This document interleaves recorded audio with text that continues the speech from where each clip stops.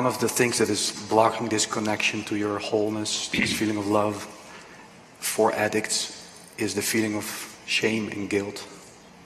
Yeah, shame is huge, but if you look at what shame is, when we say to somebody, you should be ashamed of yourself. Now look what we're saying. We're saying, you should be ashamed of yourself. Nobody should be ashamed of their selves. It's healthy shame is, it was like Bill W. who founded AA. He said a certain degree of reasonable guilt is okay, It is. If I've hurt somebody, I should feel some shame or guilt around it. Or responsibility. Yeah, but shame is not about that. You can shame a 9-month-old baby who's got no concept of having done anything wrong. You know how you do that? Parent and child are looking into each other's eyes. There's that attuned, joyful, interactive gaze. The endorphins are going in the brain, and the parent looks away, breaks the contact. The child goes into a shame state. What does that look like? It looks like this. The neck goes slack, the eyes are averted, the body slumps. That's shame. Shame has to do with the loss of contact with the nurturing parent. So that the addict was shamed long before they did anything ever wrong.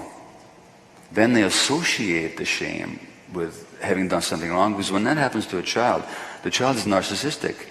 By narcissistic, I mean in a very true sense, that is for them, it's all about them. So whatever happens is their fault. So when my mother abandoned me at 1 year of age, which she did, gave me to a total stranger in the street to save my life, and I didn't see her for a month, for me that meant that I was not good enough, that I was not accepted, loved, that I was abandoned, that there's something wrong with me.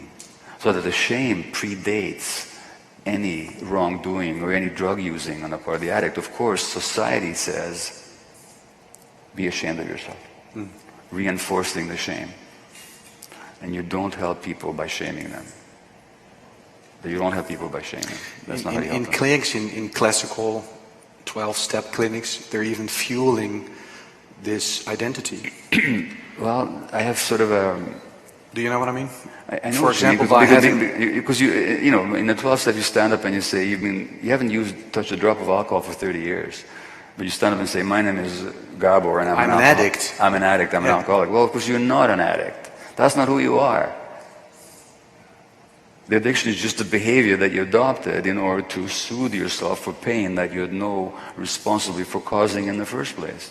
In fact, if we didn't use the word addict, if we just made the word addict illegal, and every time somebody said addict, they'd have to say, so-and-so is a human being who suffered so much that they found in that behavior some release from unbearable suffering. What if we had to say that every time? Wouldn't that change the conversation on addiction in this country?